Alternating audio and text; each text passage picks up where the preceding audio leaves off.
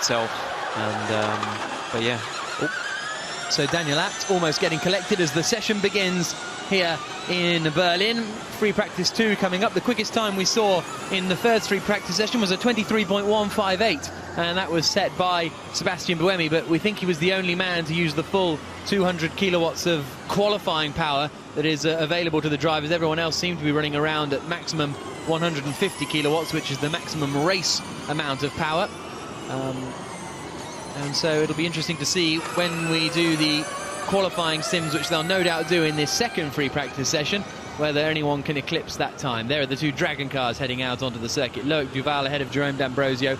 Lucas de Grassi, we saw a few moments ago, he's out on the circuit and he's leading the championship. He's had 5 podiums from the 7 races so far this season, but he's only had 1 win, so hasn't been right at the top since Beijing, but there or thereabouts, and that's the way you win championships, with consistency. I mean, Jerome D'Ambrosio, for example, is 6th in the championship, and he's been very, very consistent. Hasn't had a podium all year, but he's had consistent 4th, 5th and 6th, and as a result he is 6th in the championship at the moment. So this is through turn 8, through the sweeping right-hander, then down into turn 10.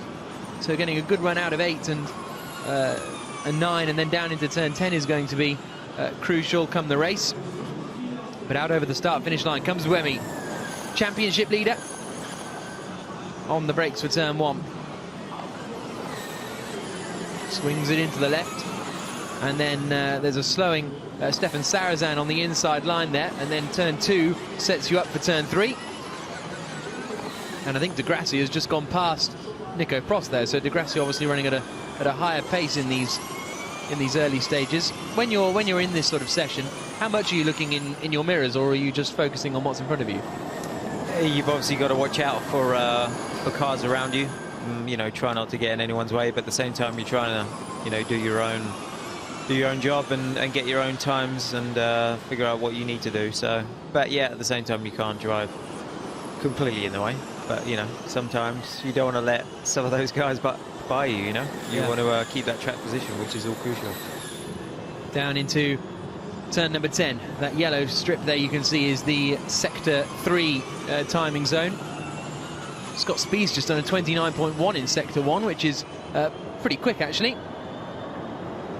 So he's pushing in these early stages. They didn't have too much running in free practice. We did have 2 red flags in the first free practice session, so track time already is not as high as the guys would have wanted as they weave their way through the final corners.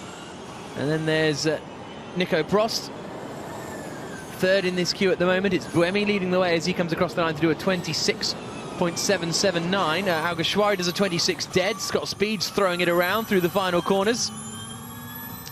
Piquet's done a 25.6. What's Scott Speed going to do as he comes across the line? It's a 25.3.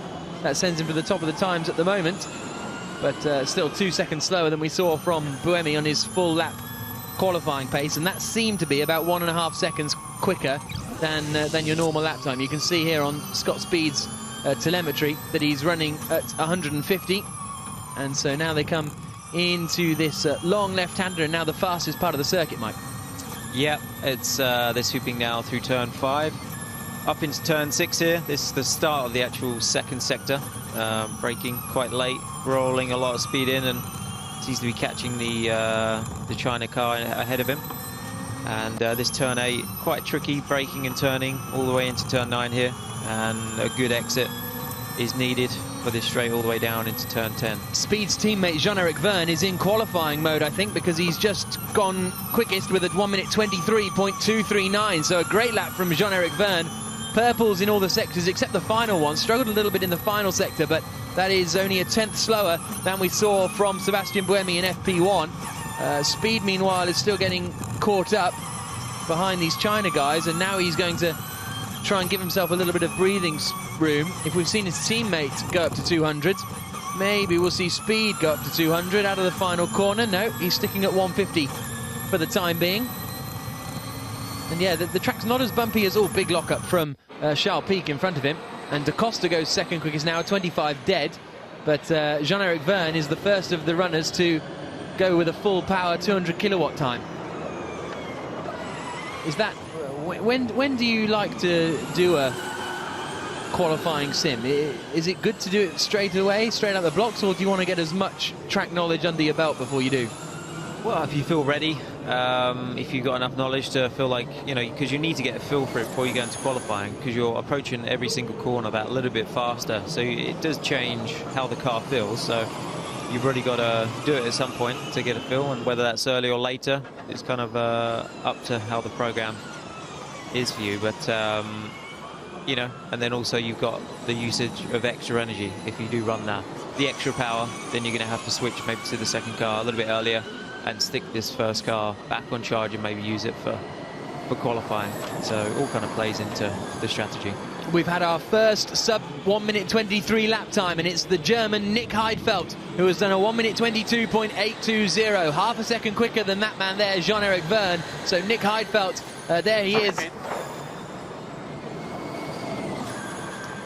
Move the car backward in the garage to work on the front anti-roll bar, and you jump in the other car. For the moment, you are set. So that was, I think, Heidfeld's team radio, saying when you come back into the pits, we'll reverse you in, we'll work on the front anti-roll bar, and you can get in the other car and head out there. So, yeah, a very quick lap from Nick Heidfeld, who seems really pumped for this weekend. Amazingly, he hasn't won a race so far this season, considering 6 drivers have. It's astonishing that Heidfeld is one that hasn't, because he's led 4 of them. One of them he led upside down, but the rest of them were on track. And there is the venue.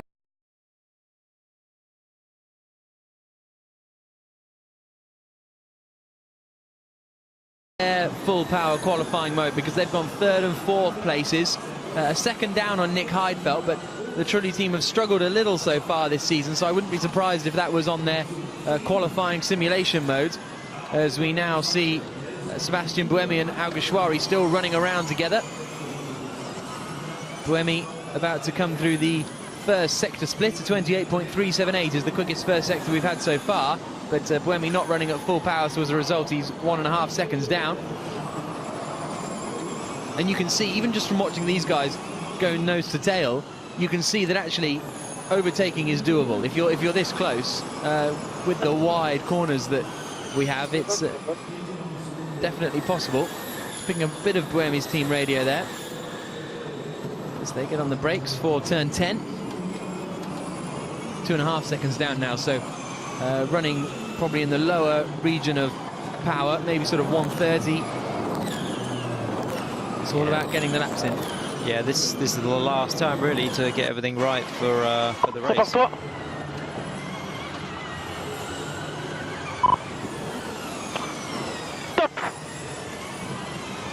think that was box, but maybe not, as Buemi does come into the pits, so it was. So Stefan Sarazan is now the man in front of Sam Bird here, as they come down into the hairpin. Nelson Piquet there. We haven't seen much of Piquet so far in this session. He's currently 8th quickest. Okay, region off. Brake balance to the back. Okay, yeah, interesting there. Just saying, turn the regen right down, and because of that, you lose all the braking from the rear motor. So he's having to go rearward on the brake balance to, you know, counteract that. So interesting. They're just playing around with some different things there. Yeah, I was going to say, is there any reason you turn the regen off, or? I'm not actually sure why they turn it off, but maybe they're going to go for a quick lap here, and turn it down and see what the ultimate lap time could be. So Piquet there coming through the right. Region off is the region start, correct? I think they're now discussing how to turn the. Oh, yes, it's the region start.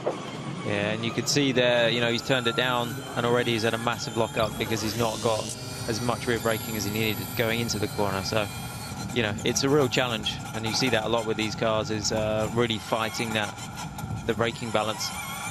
And it's crucial if you don't feel like the brakes are underneath you. You know, you see there you can make some, you know, big flat spots on the tyres.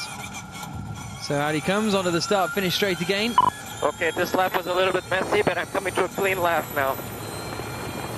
12.9. So we're going to stay on the onboard with Nelson Piquet. saying that his previous lap was a bit messy, but now he's doing a sort of full 200. The regen telemetry is still flashing, so it seems as though Piquet's still got his regen on at the moment. Oh, and he's struggling to get that one in, isn't he? Yeah, locking up a lot, so yeah. It's acting a little bit weird. I don't know if it's a bit weird to drive this way. I don't know what's going on. So unless he's still got the regen on and the brake now sent to the back, maybe that's why it's weird, but I don't know. But it certainly looks as though, because this is the telemetry that we get sent from the cars, and you can see on the bottom right of this tower, when he's on the brakes, the regen sort of flashes on, so that suggests that the regen is still in use. Yeah, maybe just at a very low level. You see weaving around on the brakes. Yeah, it looks like it's really snatching around on the rear, so maybe it's just not. Yeah, it just doesn't look comfortable for him at all, really. But they're just experimenting here, and yeah, I suppose as the session unfolds, I'm not sure really why they want to turn it down so much, but maybe we can try and find that out. Sliding through there, you can. Well, the back end's going every which way. Order something wrong, or I definitely cannot drive this way. 10.8. Fascinating stuff, this, isn't it? As Piquet comes down into the hairpin, and we can see the car sliding all over the shop. And here's a look at the back coming out. Oh, on the brakes there, yeah. That'll wake you up. Yeah, it's like he's pulling the handbrake up going in there, so yeah, either the regen is still on a lot and he's gone rearward as well with the brake bias. That could be the issue. Just really, you know, acting like a handbrake at the moment. Race control have just let us know that at turn 1, track limits will not be monitored. So at turn 1, you can pretty much do what you want, and that's absolutely fine. As we see Scott Speed getting some words of advice from Andy Miller, his race engineer at Andretti. Meanwhile, Sam Bird is out there on the circuit. No real change in terms of order. You can see on the left-hand side tower, still the same order with Heidfeld leading the way from Verne. We're already halfway through this.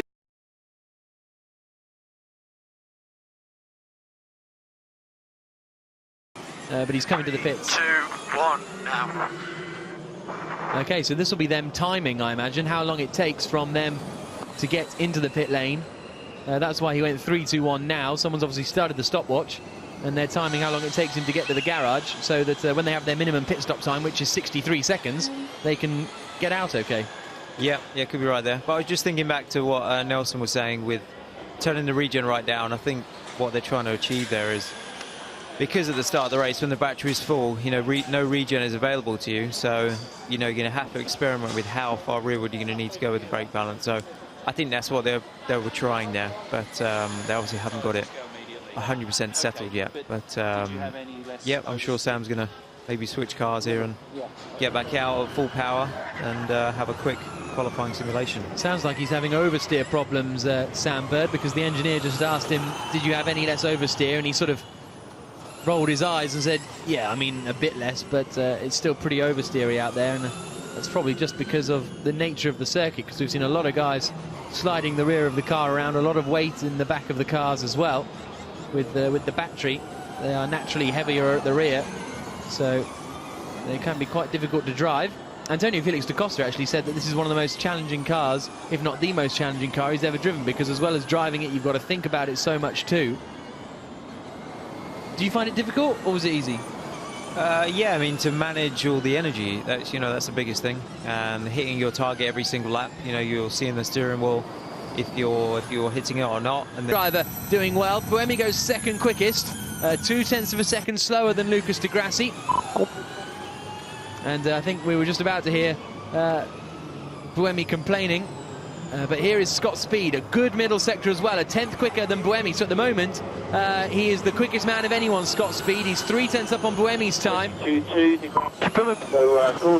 that's Alka Schwari's team radio and Buemi's team radio you can hear as well. But here comes Scott Speed out of the final corner, right up to the wall in the Andretti car, across the line. Can he go quickest of anyone? No, he can't. Second quickest, but less than a 10th of a second slower than Lucas Di Grassi. Really strong lap from Scott Speed.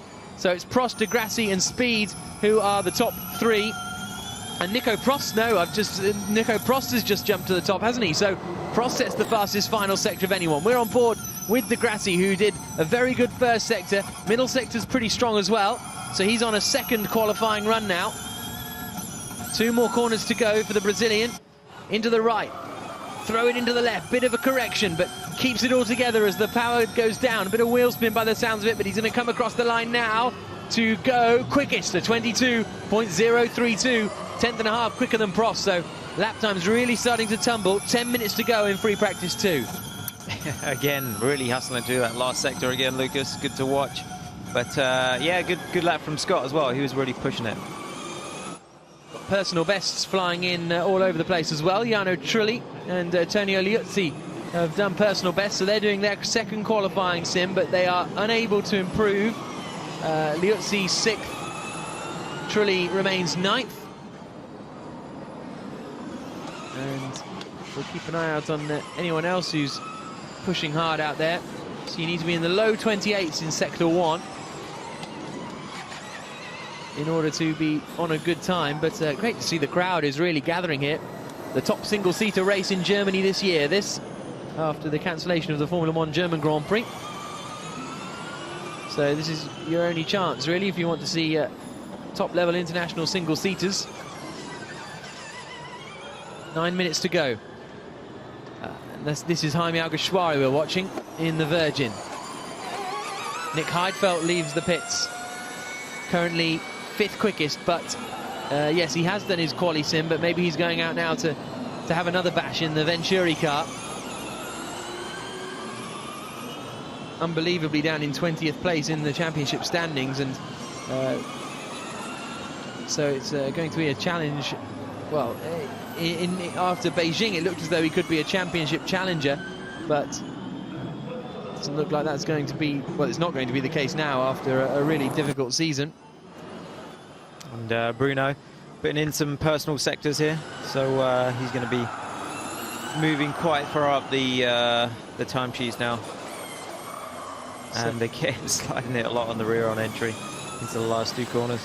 So here comes Senna. Scott Speed's gone quickest in Sector 1 again, so Scott Speed really on it. Senna comes across the line now and goes 10th.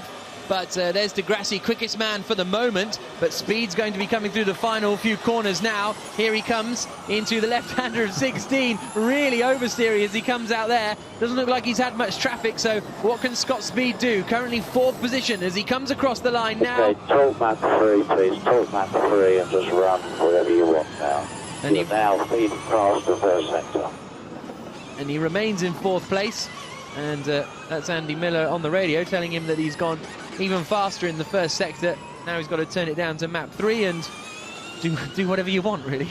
Yeah, no, good 1st sector there from Scott, 27.9. That puts him, you know, good 10th and a half quicker than anyone through there. So that's quite a good sector.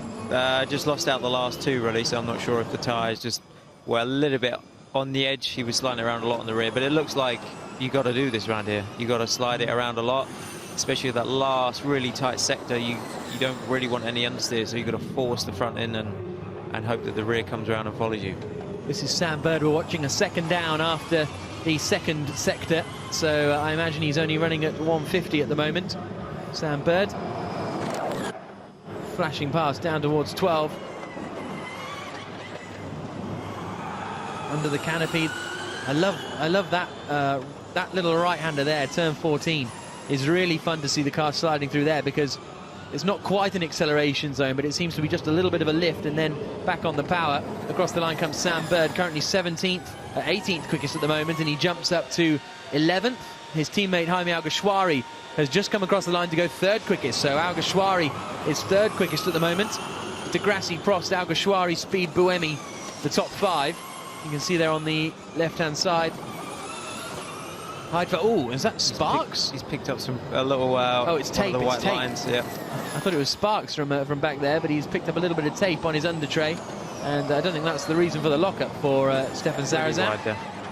He'll get more debris if he goes out there. But watching Sam Bird's time there at 23.3, I think that was pretty good for the energy rate he's running compared to his teammate who looked like he was full. Only a second quicker. I'd expect Sam to find a good 2.5 seconds, and I think that puts him right up there with the top guys. Yeah, absolutely. Car 88 is under investigation. That is Charles Pic. He's currently 6th quickest. And here is his teammate Nelson Piquet Jr. Across the line comes Piquet, 19th overall at the moment, and jumps up to 6th quickest. So that must have been a full power qualifying run, and it's 6th quickest for Nelson Piquet. Here's Scott Speed, meanwhile, who now we know is pretty much going to run until he runs out of energy in that car. US Army Aviation, you can see written on that big hangar door on the right-hand side. This was a key airport for the US Army during the Cold War.